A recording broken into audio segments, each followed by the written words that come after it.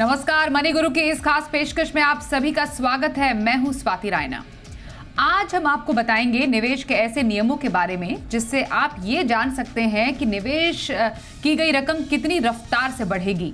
जैसे rule of 72, rule of 114, rule of 144 जैसे इन नियमों से निवेश में कंपाउंडिंग के कमाल को आज समझेंगे और कुछ और नियमों पर भी खास चर्चा रहेगी और वेल्थ के इजाफे का फॉर्मूला हम समझेंगे। हमारे साथ इस चर्चा में दो एक्सपर्ट जुड़ चुकी हैं। इनका परिचय करा देते हैं। प्रवीण वाजपेयी हमारे साथ है, फाउंडर फिनफिक्स, और प्रतिभा गिरीश, फाउंडर फिनवाइज। स्वागत करते हैं प्रवीण और प्रतिभा, आप दोनों का ही हमारे साथ इस शो में शामिल होने के लिए। तो पूरी जो ये हमारे फाइनेंशियल प्लानिंग है वो कुछ रूल्स पे बेस्ड होती हैं और क्योंकि इट्स ऑल अबाउट मैथमेटिक्स, तो इसलिए हम समझ सकते हैं कि आखिरकार आने वाले टाइम में जो हम निवेश करते हैं वो निवेश कितना बढ़ेगा, दुगना तिगुना चौगुनी रफ्तार से कैसे बढ़ेगा, और इसी रफ्तार को दर्शाते हैं कुछ रूल्स। तो निवेश के कुछ नियम के बारे में समझने की शुरुआत करते हैं। सबसे पहले मैं एक एक करके जो हम चर्चा करने वाले हैं उसमें क्योंकि मैंने अभी शुरुआत में अपने इंट्रो में rule of 72, rule of 114 and 144 की बात की थी, शुरुआत इसी से करते हैं। रूल ऑफ 72, 72 का नियम, ये हमारे कमाई के बारे में क्या बताता है? प्रबलीन जरा बताइए। कर स्वाति, बिल्कुल। आई थिंक एज इन्वेस्टर्स हम सब चाहते हैं कि हमारा पैसा खूब रफ्तार से बढ़े, और पैसा जो दोगुना करने का, जो डबल करने का मेरे ख्याल से एक एम्बिशन है, वो ऑलमोस्ट हर निवेशक के मन में होता है कि मेरा पैसा जल्दी से डबल हो जाए। और जो रूल 72 है, ये एक बहुत आसान तरीका है समझने का कि आपकी नॉट ओनली इन्वेस्टमेंट कितने टाइम में डबल हो सकती है, पर आपको आपकी पुरानी इन्वेस्टमेंट ने कितना रिटर्न दिया था वो भी आप समझ सकते हैं। मान लीजिए कि आपने कोई घर लिया था और वो आपका 9 साल के बाद आपने बेचा और 2 गुना दाम पे आपने बेचा। अगर हम 72 को 9 से डिवाइड करते हैं तो हमें 8 की एक संख्या निकल के आती है, यानी कि आपने उस इन्वेस्टमेंट पे 8% का रिटर्न कमाया था। सेम रूल के द्वारा स्वाति हम ये भी समझ सकते हैं कि मान लीजिए हमने यहाँ पे 12% का हमने रिटर्न कमाया है, तो हमारा पैसा कितने टाइम में डबल हुआ, यानी कि हम दोनों चीजें समझ सकते हैं कि डबल करने के लिए हमें कितना रिटर्न हमें चाहिए एक सर्टेन टाइम में, और अगर हमारे पास हमारा रिटर्न है तो हमें टाइम फैक्टर पता चल सकता है। तो अगर हमने 12% का रिटर्न कमाया है, यानी कि हमारा पैसा 6 साल में डबल हुआ। अगर एज एन इन्वेस्टर मैं आज चाहती हूँ कि मेरा पैसा 5 साल में ही डबल हो जाए, तो मेरे को क्या समझने की जरूरत है कि मुझे कितना उस पे रिटर्न कमाना है। और 5 साल में अगर मुझे अपना पैसा डबल करना है तो मैं 72 को 5 से डिवाइड करूंगी, जिससे मुझे करीबन 14.5% का एक इंटरेस्ट अमाउंट निकल के आता है। यानी कि मुझे एक ऐसी जगह इन्वेस्ट करना है जहां पे करीबन मैं 14.5% कमा सकती हूँ। एंड स्वाति, एक बहुत फाउंडेशन, एक बहुत बेसिक रूल है इन्वेस्टिंग का, और ये निवेशकों को किसी तरीके के फ्रॉड से भी बचा सकता है, क्योंकि ऐसी बहुत स्कीमें आती हैं बाजार में जो कहती हैं कि हम आपका पैसा 1 साल में, 2 साल में दुगना कर देंगे। अगर आज आपको कोई कहता है कि आपका पैसा 3 साल में हम डबल कर देंगे, यानी कि वो आपको 24% का रिटर्न दे रहे हैं, तो ये निवेशकों को जागरूक भी कर सकता है कि क्या ये रियलिस्टिक रिटर्न है या ये किसी तरीके की ऐसी स्कीम है जिसमें बहुत ज्यादा रिस्क है। तो ये हमें दोनों चीजें, हमें कितना समय चाहिए डबल करने के लिए, और अगर हमारे पास समय है तो हमें कितना रिटर्न वहां पे पाना होगा अपना निवेश को डबल करने के लिए, दोनों चीजों को समझाता है। राइट। रूल ऑफ 72, ये नियम हमने समझा प्रबलीन से कि कितने समय में आप अपना पैसा डबल कर सकते हैं। अब ये इतना आसानी से ये कैलकुलेशन हो सकता है कि उंगलियों पर आप आसानी से इसको कैलकुलेट कर सकते हैं। ऐसा ही एक रूल है, रूल ऑफ 114 ऑल्सो। तो ये तो मैथमेटिक्स की कुछ क्लास लग रही है, और प्रबलीन और प्रतिभा आप दोनों टीचर्स लग रहे हो जो बता रहे हैं कि पर्सनल फाइनेंस के ये जो फॉर्मूलाज है वो क्या है, पर ये बहुत आसान फॉर्मूला है जिससे डरने की कोई ज़रूरत नहीं है। तो आप बताइए प्रतिभा, आप ये रूल ऑफ 114 क्या कहता है?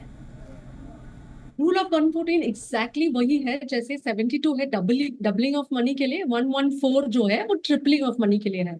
मतलब आपको अगर कोई रेट ऑफ रिटर्न मिल रहा है तो आपको पता करना कि मेरा पैसा जो है मैंने 10 लाख डाला है वो 30 कब बनेगा, तब आप अपने रेट ऑफ रिटर्न को मतलब 114 से डिवाइड करोगे तो आपको पता चल जाएगा अच्छा इसको ट्रिपल करने में हमें इतने साल लग जाएंगे। मान लीजिए आपको 10% रिटर्न मिल रहा है, 10% रिटर्न, तो आपको पता करना है 10% रिटर्न में मेरा पैसा ट्रिपल 3 गुना कब हो जाएगा। तो 114 को 10 से डिवाइड करेंगे तो आपको वो नंबर मिल जाएगा, मतलब 11.4। 11 साल लग जाएंगे आपको, 11 साल और 4 महीने लग जाएंगे आपको ये को ट्रिपल करने में। उल्टा भी हो सकता है कि आपको पता चल गया कि 5 साल में कोई आपको ट्रिपल करके देने वाले, जैसे कोई पीएमएसएस वगैरह बोलते हैं कि हम 5 साल के अंदर आपके पैसे को ट्रिपल कर देंगे। तो लगता तो बहुत बड़ा अच्छा है, लेकिन आपको ये समझना भी जरूरी है ना कि कितना परसेंटेज रिटर्न मिलने वाला है। मान लो 114 को आपने डिवाइड किया 5 से, क्योंकि 5 साल से रिटर्न ट्रिपल होने वाला है, तो आपको पता चल जाएगा कि करीब करीब 23% का रिटर्न मिलने वाला है। एक्चुअली में है 22.8, बट इतना जल्दी जल्दी हम कैलकुलेट नहीं कर पाते। तो अगर हम राउंड फिगर भी जान ले, एक डायरेक्शन मिल जाता है ये थंब रूल से। एग्जैक्ट कैलकुलेशंस के लिए आपको एक्सेल मिल जाएगा, आपको कैलकुलेटर मिल जाएगा, लेकिन जैसे कोई बात कर रहा है उसको गॉज करने के लिए कि ये क्या बता रहे हैं, मतलब बहकाने वाली चीज भी होती है, डबल कर देंगे ट्रिपल कर देंगे, इसका क्या मतलब हुआ, कितना रिटर्न हो रहा है, ये आप मन ही मन कैलकुलेट कर सकते हो। आपको पॉइंट डेसिमल्स में सब घुसने की जरूरत नहीं, आप अप्रोक्सीमेटली तब पता कर सकते हो 23 नहीं 22 मिल रहा है, मतलब ये बहुत ही मुश्किल है, तो इसमें कुछ ना कुछ रिस्क हो सकता है, ये आप क्वेश्चंस पूछ सकते हो। बेहद यूजफुल रूल्स है ये। कॉम्प्लेक्स रूल सबको अच्छे लगते हैं, ये इतने सिंपल है कि लोग नजरअंदाज कर देते हैं ये रूल्स को। ओके तो रूल ऑफ 114 हमने समझा, और ऐसा एक रूल ऑफ 144 भी होता है। सो वेरी क्विकली प्रबलीन, हमने ये समझा 72 से दुगना कैसे करें, फिर 114 से हमने समझा तिगुना कैसे करें। तो 144 जो नियम है वो शायद बताता होगा कि आप चौगुनी रफ्तार से अपनी कमाई को कैसे बढ़ा सकते हैं। तो कैसे काम करता है ये फॉर्मूला? जी बिल्कुल स्वाति, हम 4 टाइम्स अपनी इन्वेस्टमेंट को कैसे कर सकते हैं हमें रूल ऑफ 144 बताता है। और हमें इस टाइप के जो रूल्स हैं एक डिफरेंस भी बताते हैं स्वाति, कि अगर हमने एक एसेट क्लास का जो चुनाव किया है, मान लीजिए हमने इक्विटीज में इन्वेस्टमेंट किया और हमने 12% का रिटर्न पाया, तो 144 के रूल के हिसाब से हम 144 डिवाइडेड बाय 12 करेंगे तो हम 12 साल में अपना पैसा 4 गुना करेंगे। अगर मैंने 10 लाख लगाया था तो मेरा वो 40 लाख 12 साल में हो जाएगा। पर अगर मैंने वही 10 लाख का निवेश मान लीजिए एक 7% की एफडी में किया है, तो मुझे करीबन 20 साल लग जाएंगे उस पैसे को 4 गुना करने में। और ये हम प्री टैक्स कैलकुलेशंस कर रहे हैं, बिकॉज एफडी में हमारा टैक्स स्लैब के हिसाब से टैक्सेशन होता है। तो आप मान लीजिए कि आपका पैसा विदाउट जो टैक्सेशन है हम उसको कैलकुलेशन यहाँ कर रहे हैं। पर ये लंबे समय में हमें ये भी बताता है कि जब आप सही एसेट क्लास का चुनाव करें without taking undue risk Swati, क्योंकि अगर हमने 12% का रिटर्न स्टॉक मार्केट्स या एक इक्विटी म्यूचुअल फंड्स के लिए लिया है, वो काफी एक रियलिस्टिक रिटर्न है। तो मेरे ख्याल से एक 12 साल में आपका मनी जो 4 टाइम्स हो रहा है और वही 20 साल में आपका मनी 4 टाइम्स हो रहा है, उसमें बहुत अंतर है। इसलिए लंबे समय का निवेश बहुत ध्यान से करें और डेफिनेटली इन्फ्लेशन बीटिंग होना चाहिए। पर ये अगेन जैसे अभी प्रतिभा ने बोला, बहुत सिंपल फॉर्मूलाज हैं। ये आपको एक बेसिक गेज करने में मदद करते हैं कि आपकी निवेश कैसी चल रही है, कितने समय में आप कितना पैसा पाएंगे, और सबसे बड़ी बात कि आप जो फ्रॉडुलेंट स्कीम्स हैं उनसे बच सकते हैं जो आपको अनरियलिस्टिक रिटर्न्स दिखाती है। बिल्कुल, तो रूल ऑफ 72, 114 एंड 144 ये बहुत ही ज़्यादा इस्तेमाल में लाए जाने वाले रूल्स हैं। ये हमने समझे क्योंकि इसमें दुगना तिगुना और चौगुना कैसे कमाई हो सकती है ये बताता है। रूल ऑफ 70 प्रतिभा, क्योंकि हमें ये समझना भी ज़रूरी है कि हम जो अपनी कमाई बढ़ा भी रहे हैं उस पर कहीं महंगाई का असर तो नहीं पड़ रहा है। तो कैसे समझें इस रूल ऑफ 70 से कि महंगाई कैसे इम्पैक्ट कर रही है हमारी कमाई को? अगर एक ही रूल समझना आपको आज की तारीख में, तो ये रूल ऑफ 70 समझ लीजिए, ये बहुत सबसे इंपॉर्टेंट रूल है मेरे हिसाब से। इससे आपको ये पता चलेगा रूल ऑफ 70 से कि कितने समय में महंगाई के कारण, इन्फ्लेशन के कारण आपका पैसे का वैल्यू जो है आधा हो जाएगा। मतलब अगर आज के तारीख में हम बता रहे हैं कि हमने कुछ भी नहीं किया, हमने कुछ लाइफस्टाइल बढ़ाया भी नहीं, तब भी 7% इन्फ्लेशन तो लगना ही लगना है। 7% इन्फ्लेशन अगर लग रहा है तो 70 डिवाइडेड बाय महंगाई यानी इन्फ्लेशन 7% करेंगे तो 10 साल में आपका पैसे का वैल्यू आधा हो जाएगा, आधा। और अगर 5 ही टका इन्फ्लेशन है तो अगर हेडलाइन इन्फ्लेशन 5 टका है तो भी आपका हो सकता है 7% हो, लेकिन 5 ही टका इन्फ्लेशन है तो आपका पैसे का वैल्यू को हाफ करने में 14 साल लग जाएंगे। तो जितना कम इन्फ्लेशन उतना हमारे लिए अच्छा। अब ये तो अच्छी बात है, इन्फ्लेशन ये सब हम नॉर्मली क्यों यूज करेंगे, बहुत जरूरी है यूज करना। मान लीजिए आप रिटायरमेंट की कॉर्पस की बात करें किसी से भी और उनसे पूछे कि आप आज की तारीख में कितना खर्चा करते हो, तो वो बताते हैं 50,000, 30 साल का उम्र का हूँ और 50,000 मेरा महीने का खर्चा है। अगर हम पूछे कि चलो 50 साल की उम्र में आपका कितना खर्चा होगा, वो बोलेंगे 50 से बढ़ बढ़ के कितना हो जाएगा, 75। नहीं, 75 नहीं होने वाला है। आपका जो महंगाई की वजह से हर 10 साल में आपका जो वैल्यू है, मतलब आज आप 50,000 कर रहे हो तो उसका वैल्यू हाफ हो जाएगा और आप डबल खर्चा करोगे। मतलब 10 साल बाद आप 50 का 1 लाख करोगे और 20 साल बाद जब आप 50 के उम्र के हो तो 2 लाख रुपए खर्चा होगा। तो आप अपना रिटायरमेंट कॉर्पस कैलकुलेट करने में बहुत यूजफुल चीज है। सेकंड मोस्ट इंपॉर्टेंट, आप एन्युटी ले लेते हो तो बहुत अच्छी तरीके से समझाया जाता है कि आप सिर्फ 1 लाख रुपए भरो 10 साल के लिए और 20 साल बाद हमको लाइफ लॉन्ग आपको 1 लाख रुपए देंगे। तो बड़ा अच्छा लगता है, ये तो 10 साल के लिए भरो और लाइफ लॉन्ग मिलता है। लेकिन क्या आपको पता है वो जो 1 लाख रुपए आपको 20 साल बाद मिलने वाला है उसका वैल्यू क्या है? ये रूल से पता कीजिए, 10 साल बाद उसका वैल्यू होगा 50,000 और 10 साल के बाद उसका वैल्यू होगा 25,000। यानी कि आज के तारीख में आप 1 लाख भर रहे हो और 20 साल बाद आपको सिर्फ 25,000 का वैल्यू मिल रहा है। तो आप सोच समझ के ये प्रोडक्ट से बच सकते हैं जो कांस्टेंट वैल्यू देता है और अपने रिटायरमेंट कॉर्पस का भी कैलकुलेशन बड़े अच्छी तरह से कर सकते हैं, ये सोच के कि डबल होना है अपने खर्चे को हर 10 ईयर से। बिल्कुल, तो समझना ज़रूरी है कि महंगाई आपकी कमाई को, आपकी वेल्थ, आपकी संपत्ति को कैसे आधा कर सकती है, खा सकती है। इसलिए उस हिसाब से आपको फाइनेंशियल प्लानिंग करनी चाहिए। रूल या फॉर्मूला इसलिए सेट किए गए हैं जिससे कि इनको ध्यान में रखते हुए आप अपने पर्सनल फाइनेंशियल चॉइस को रखें।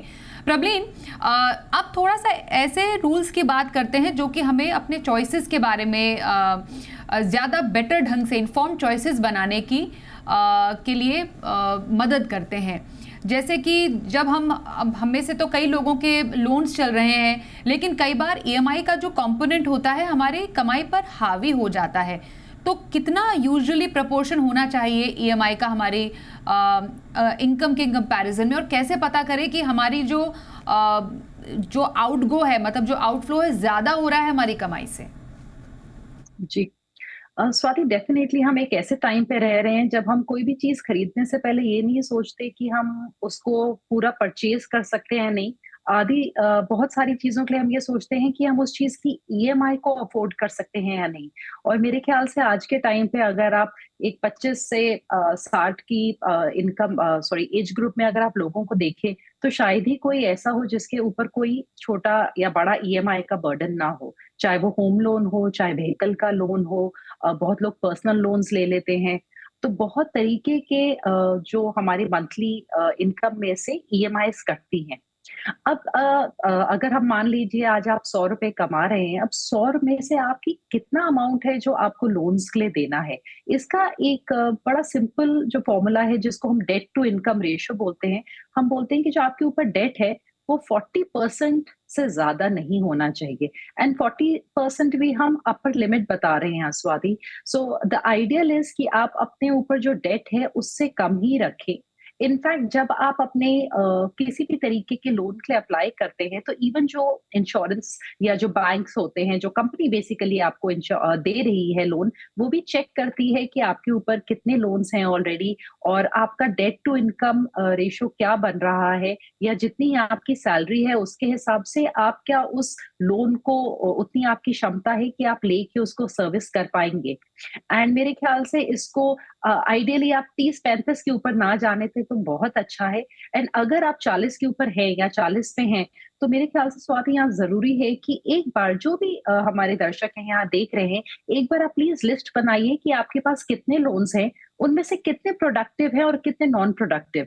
प्रोडक्टिव लोन्स वो हैं जैसे कि एजुकेशन लोन या होम लोन, और नॉन प्रोडक्टिव वो हैं जैसे कि हमारी गाड़ी का लोन हो गया, हमारे पर्सनल लोन्स हो गए, और डेफिनेटली जो अनप्रोडक्टिव लोन्स हैं, उनको आप प्लीज़ उतारिए, उनको फ़ोरक्लोज़र करिए और अपना जो डेट है अपने ऊपर कम कीजिए। ये एक लॉन्ग टर्म में हमारी फाइनेंशियल जो हेल्थ है, उसके लिए बहुत अच्छा है। एंड कोई भी चीज़ लेने से पहले उसकी अफोर्डेबिलिटी सिर्फ़ ईएमआई के उसमें रख के उसको मत आप गेज करिए कि आप ले सकते हैं या नहीं ले सकते। Only go for the productive loans जो एजुकेशन लोन और होम लोन्स होते हैं। बिल्कुल। तो ईएमआई का रूल मतलब अपने कुल आय का 40% से ज़्यादा आप ईएमआई न होने दें, क्योंकि ऐसा होने पर आपका जो बजट है इनकम टू डेट रेशो वो बिगड़ सकता है। एक ब्रेक के लिए रुकेंगे, ब्रेक के बाद कुछ ऐसे ही और दिलचस्प निवेश के नियमों पर हम चर्चा करेंगे। बने रहिए हमारे साथ।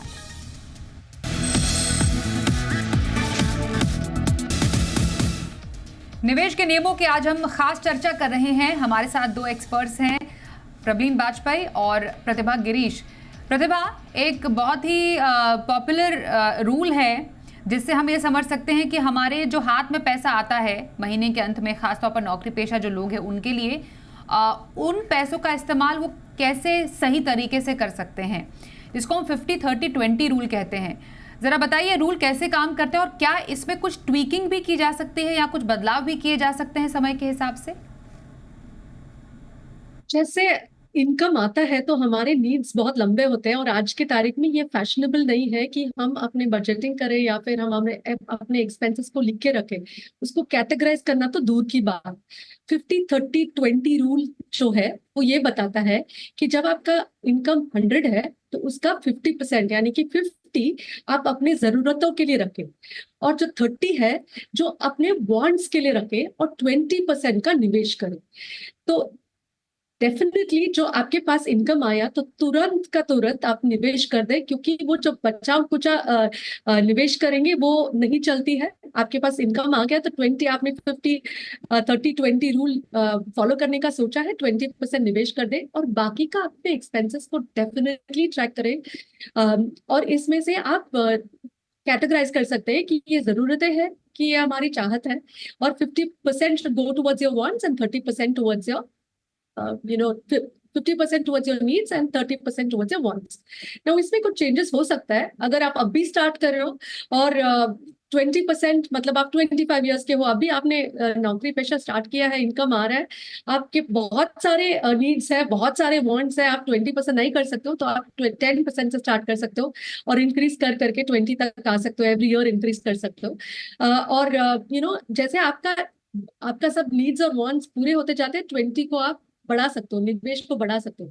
तो निवेश का कंपोनेंट थोड़ा कम भी स्टार्ट करेंगे और बाद में बढ़ाएंगे चलेगा, लेकिन आपको ये कैटेगराइज करना जरूरी है कि आपका नीड क्या है, आपका वांट क्या है, 50-30 उसमें हो और 20% सेविंग्स में।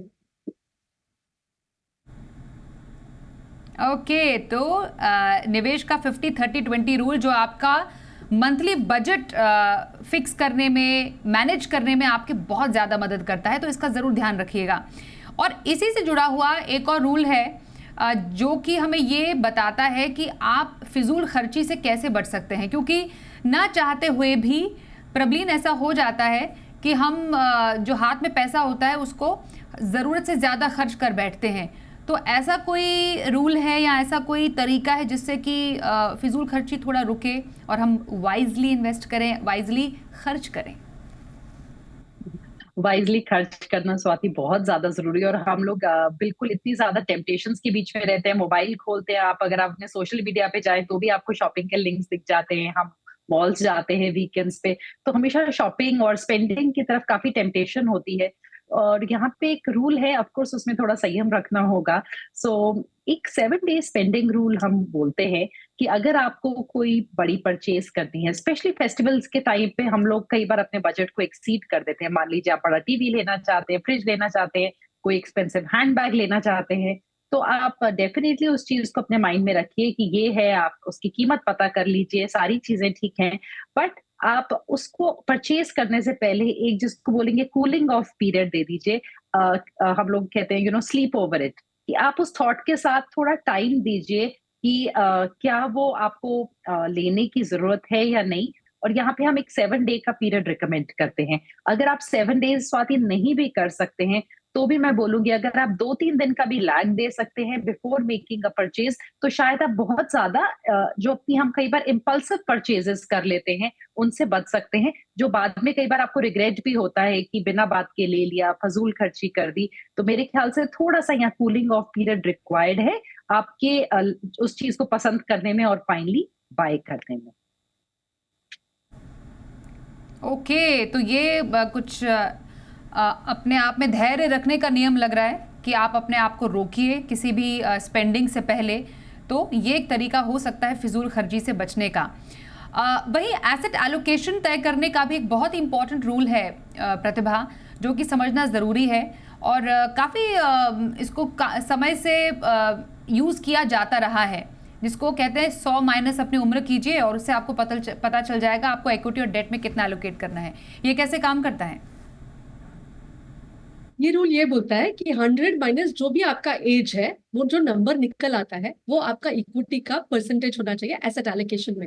मान लो आप 40 साल के हो, तो 100 माइनस 40 हुआ 60, तो 60% आपका इक्विटी इन्वेस्टमेंट होना चाहिए। अगर आप देखेंगे नॉर्मली कस्टमर्स 25-30 इयर्स के भी आते हैं, उनके पास 60-70% डेट होता है। वो बोलते हैं हमारे पेरेंट्स ने बताया था कि डेट में इन्वेस्ट करो, तो हम भी कर रहे हैं। उनका एज अलग है, आपका एज अलग है। आप इक्विटी में ले सकते हो, मतलब आप सिर्फ 30 के हो तो 70% लार्ज परसेंटेज इक्विटी में होना चाहिए।